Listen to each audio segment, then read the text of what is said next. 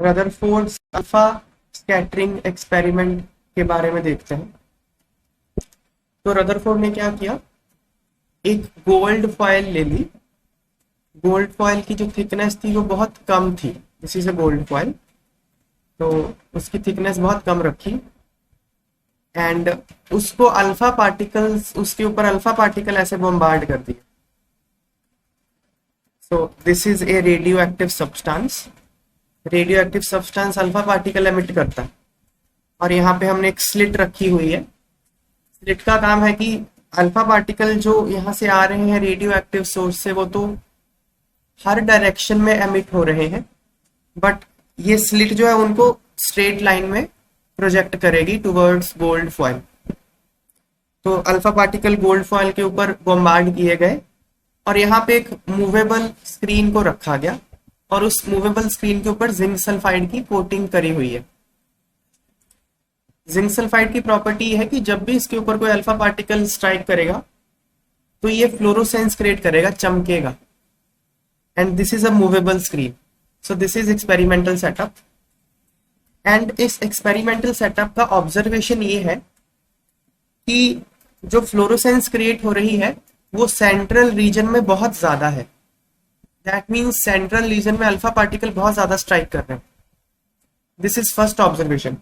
Second observation is जैसे जैसे centre से डिस्टेंस बढ़ता जा रहा है फ्लोरोसेंस कम होती जा रही है। तो यहाँ पे बहुत कम फ्लोरोसेंस है। This is second observation. Third observation is कि very few alpha particles retrace their path. ये स्क्रीन तो मूवेबल है ना, इस तरफ भी है। तो कुछ अल्फा पार्टिकल गोल्ड फॉयल को स्ट्राइक करके वापस मुड़ गए। ये तीन ऑब्जर्वेशंस हैं रदरफोर्ड के एक्सपेरिमेंट की, जिसको हम अल्फा स्कैटरिंग एक्सपेरिमेंट कहते हैं। तो इन तीन ऑब्जर्वेशन से हम कुछ कंक्लूजन निकालेंगे। पहले हम पढ़ लेते हैं। Rutherford bombarded a thin foil of gold with alpha particles and observed following। तो गोल्ड की थिन फॉयल को अल्फा पार्टिकल के साथ बॉम्बार्ड किया और ऑब्जर्वेशंस क्या है। Most of the alpha particles 99% passes straight through gold foil without any deviation। बहुत सारे अल्फा पार्टिकल बिना किसी डेविएशन के पास कर गए। Very few alpha particles deviated through small angles. तो बहुत सारे तो सीधा पास कर गए, इसीलिए यहाँ पे फ्लोरोसेंस ज्यादा क्रिएट हो रही है। और थोड़े से जो थे वो स्मॉल एंगल से डेविएट करे, इसलिए जैसे जैसे सेंटर से डिस्टेंस बढ़ता जा रहा है फ्लोरोसेंस कम क्रिएट हुई। Very very few alpha particles 2000 में से एक returns, that is suffer an angle of deviation 180 degree. तो बहुत ही कम अल्फा पार्टिकल 180 डिग्री डेविएशन मतलब रीट्रेस कर गए अपना पाथ। तो ये तीन ऑब्जर्वेशंस थी। अब इन तीन ऑब्जर्वेशन से तीन कंक्लूजन क्या निकलेगा, देखो। फर्स्ट देखो, अल्फा पार्टिकल, बहुत सारा अल्फा पार्टिकल स्ट्रेट पास कर गया without any deviation. That means most of the जो स्पेस थी इस गोल्ड फॉयल में वो वेकेंट थी, एम्प्टी थी, खाली थी, इसलिए विदाउट एनी डेविएशन सीधा पास कर गया। दैट मीन्स एटम में most of the space is empty. This is first conclusion. तो ये एटम का एक मॉडल है जहां सेंटर में न्यूक्लियस है और उसके अराउंड इलेक्ट्रॉन रिवॉल्व करता है। Most of the space is empty, that is why most of the alpha particles pass undeviated. Second observation को क्या एक्सप्लेन करता है, थोड़े से अल्फा पार्टिकल स्मॉल एंगल से डेविएट कर गए ना। Alpha particles are positively charged particles. Positive charge को रिपेल कौन करेगा, positive charge, because like charges, same charges repel each other. तो very few alpha particles are deviating, that means positive charge is localised to a small place in an atom. Because अगर positive charge atom में सब जगह distributed होता तो alpha particle सब जगह से डेविएट करते, बहुत सारा डेविएशन आपको देखने को मिलता। पर डेविएशन जो आपको है वो थोड़े से अल्फा पार्टिकल को देखने को मिला। That means they are feeling repulsion only in a small region. So positive charge is localized to a small region. This is explanation of second observation. Few alpha particles deviated by small angles. This indicates that positive charge is concentrated to a small region. Third observation. जो very few alpha particles थे वो टकरा के वापस आ गए। This is a surprising observation. ये ऐसा ही है कि आप टिश्यू पेपर लो और टिश्यू पेपर पे पत्थर मार दो, यू डू नॉट एक्सपेक्ट कि वो पत्थर वापस आ जाए, टिश्यू पेपर से टकरा के वापस आ जाए। ये अल्फा पार्टिकल का वापस आना ऐसा ही था, गोल्ड फॉइल के साथ टकरा के वापस आना, क्योंकि अल्फा पार्टिकल एक हैवी पार्टिकल होता है।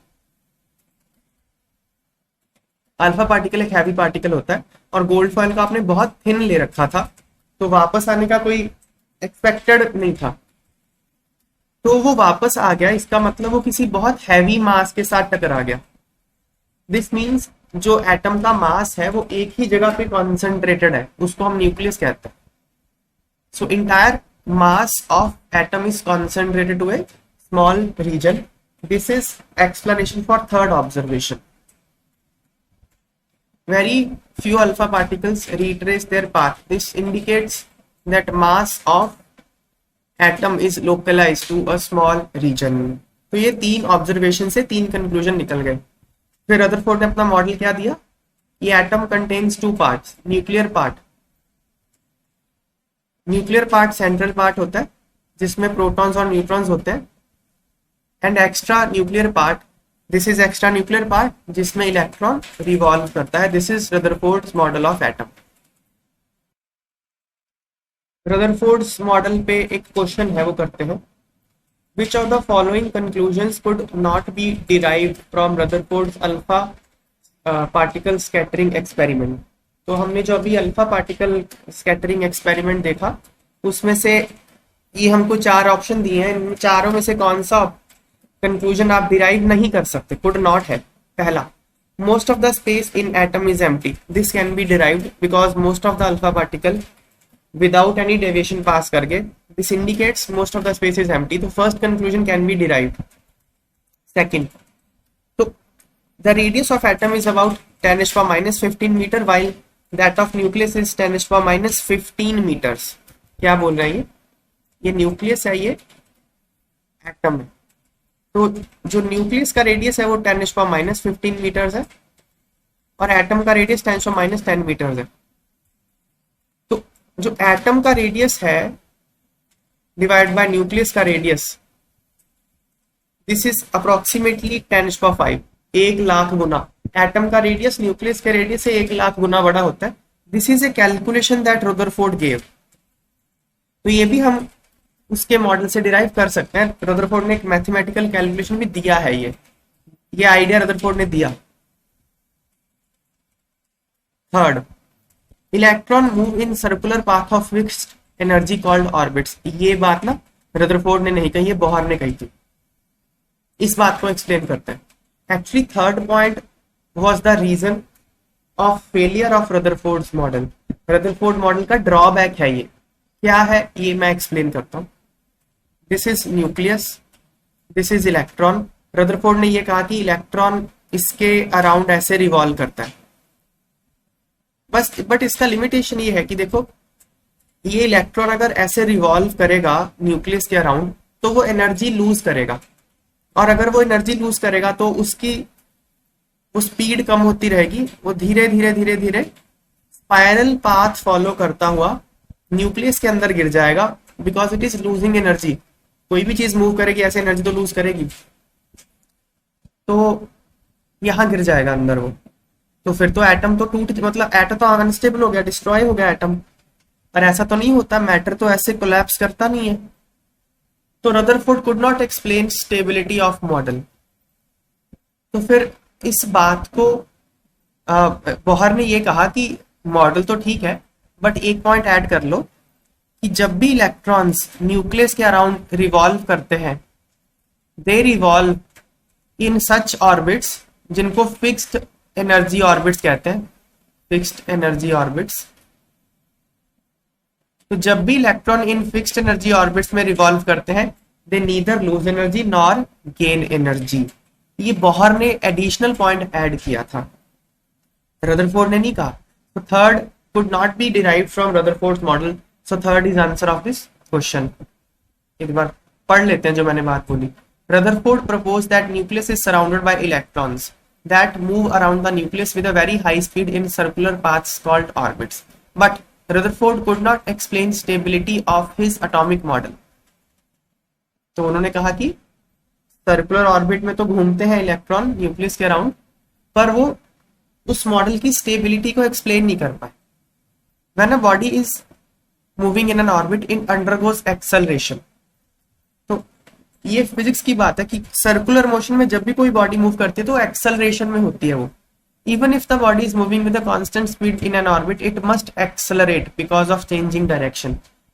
सर्कुलर ऑर्बिट में क्या है ना, जब भी कोई बॉडी मूव करती है तो उसका डायरेक्शन तो कॉन्टिन्यूसली चेंज हो रहा है, तो डायरेक्शन चेंज होने के कारण ही एक्सेलरेशन होता है. So an electron in the nuclear model is under acceleration. According to electromagnetic theory of Maxwell, charged particles when accelerated should emit electromagnetic radiation. ये मैक्सवेल ने अपनी थ्योरी दी थी. वो कहते हैं कि अगर कोई चार्ज पार्टिकल एक्सेलरेशन में होता है तो वो इलेक्ट्रोमैग्नेटिक रेडिएशंस एमिट करता है. तो इसलिए इलेक्ट्रॉन जब एक ऑर्बिट में रिवॉल्व करेगा तो वो इलेक्ट्रोमैग्नेटिक एनर्जी एमिट करेगा, और अगर वो एनर्जी एमिट करेगा तो इलेक्ट्रॉनिक मोशन जो है वो कम हो जाएगी. वो एनर्जी आएगी कहाँ से, इलेक्ट्रॉनिक मोशन से आएगी वो. तो orbit will continue to shrink. The calculation shows that it should take an electron only 10⁻⁸ second to spiral into the nucleus. 10⁻⁸ second में ही इलेक्ट्रॉन न्यूक्लियस के अंदर गिर जाएगा. But this does not happen. पर हम जानते हैं ऐसा तो होता नहीं है, तो इसलिए थर्ड पॉइंट को वो एक्सप्लेन नहीं कर पाए.